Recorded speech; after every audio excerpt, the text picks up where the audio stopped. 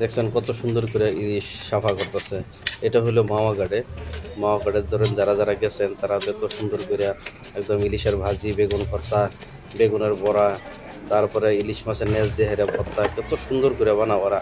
ওরা যে রান্নার যে প্রসেসটা বা ওরার যে পদ্ধতিটা রান্নার, মাওয়া ঘাটে যারা গেছেন তারা হয়তো ধরেন মানে ইলিশের একদম মানে তৃপ্তি মেটায় খায় আইতে পারেন, কারণ মাওয়া ঘাটের খানাটা কিন্তু খুব অন্য রকমের, খুব তারা সুস্বাদু করে খানা বানা। আর তারা দেখেন পুরো প্রসেসটা দেখেন তারা কী হিসাবে একদম মাছ কেনাকাটা থেকে, মাছটা প্রথমে তো আপনারা মাছ কিনতে হইব, কিনতে পরে তারা দিলে তারা একদম বানায় কাটিয়ে পিস পিস করে আপনি খুদা মাছ খাবেন না ভাত দিয়ে খাবেন, বেগুন বড়া লাগবো নাকি, মানে মানে আপনি যেরকম করে কোন তারা এরকম করে একদম সুস্বাদু করে তারা বানায় দিব, মানে খুবই টেস্টি হয়। যারা ধরেন মাওয়া ঘাটে গেছেন তারা কিন্তু মানে বারবার যাওয়ার চেষ্টা করবেন, কারণ মাওয়া ঘাটের খানা যারা খাইছে তারা কিন্তু মুখও এখনও লেগে রয়েছে, যে 6 মাস আগেও খাওয়া থাকে মাওয়া ঘাটের কথা হয়তো মনে পড়ে। কারণ মাওয়া ঘাটই এরকম একটা জায়গা যে জায়গাতে একদম টাটকা ইলিশ পাওয়া যায়। এই ইলিশগুলো একদম মানে একদম নদীর কিনারে ঘাটটা তো খুবই মানে ভালো ভালো মাছ যেগুলা একদম পদ্মার যেগুলো ভালো ভালো ইলিশ মাছ, এগুলো মাওয়া ঘাটে পাওয়া যায়। তো যাই না হোক, আপনারা দেখেন পুরো প্রসেসটা দেখেন, ভিডিওটা দেখেন, মানে খুবই ভালো ভিডিও।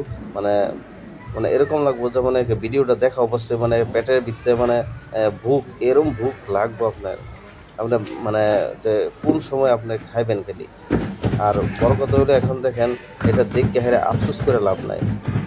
যারা খাইতেছেন তারা এরকমভাবে বাজারতে ইলিশ পাওয়া যায়, কোনো সমস্যা নাই, ইলিশ কিনে এরকমভাবে বানায় খাবার চেষ্টা করবেন।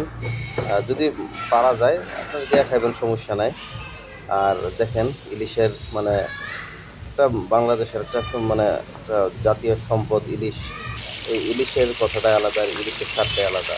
এটার মধ্যে এরকম একটা স্বাদ দিচ্ছে যে স্বাদটা কিন্তু কোনো মাছের মধ্যে মানে এরকম স্বাদে আশেপাশেও যায় না, মানে এত স্বাদ, এটা আলাদা একটা টেস্ট। আর পদ্মার ইলিশের টেস্টটা তো এটা তো আহ, অন্য কোনো জায়গাতে যদি ইলিশ পাওয়া যায়, কিন্তু পদ্মার মতন ইলিশের টেস্টটা কিন্তু কোনো জায়গায় পাওয়া যায় না। তো আজকে দেখেন ইলিশ বানানো, খাওয়া পুরো প্রসেসটা আপনার এই ভিডিওর মাধ্যমে দেখাবো, আপনারা দেখেন, ভালো করে দেখেন। হ্যাঁ, আর একটা কথা হলো কি, আপনাদের ভিডিওটা ভালো লাগে যদি শেয়ার করে দেবেন, কারণ এগুলা কিন্তু ভিডিও মানে তো বহুতে বিচারে পায় না। আপনারা যদি শেয়ার করে দেন তাহলে তো সবাই পাওয়া যাবে। আর আশা করি আপনারা সবাই ভালো আছেন, ভালো থাকেন, আর সুস্থ খাবার খান, ভালো খান। আর ইলিশ দিয়ে আপনি ভাজি খান, ক্ষুদা খান। মাও ঘাটে মনে করি প্রচুর রাত্রে মোটামুটি সারা রাত্রই এখানে, সারা রাত্রই মানে মানুষের সমাগম থাকে। হ্যাঁ, মানে এত ভালো লাগে, লাইটিং কি সুন্দর। ওই জায়গাটা যারা গেছেন তারা করতে পারবেন, যারা না গেছেন তারা যাওয়ার চেষ্টা করেন। গাড়ি মোটর সবসময় পাওয়া যায়, কোনো সমস্যা নাই। মাওঘাটের কথা তুলে মাওঘাটে গাড়ি চলে, আপনার যে কোনো জায়গা থেকে যে কোনো প্রান্ত থেকে আপনারা কিন্তু মাওঘাট যেতে পারেন, খুব সুবিধা, রাস্তাঘাট খুব ভালো, একদম পদ্মা নদীর কিনারে, খুব সুন্দর জায়গা।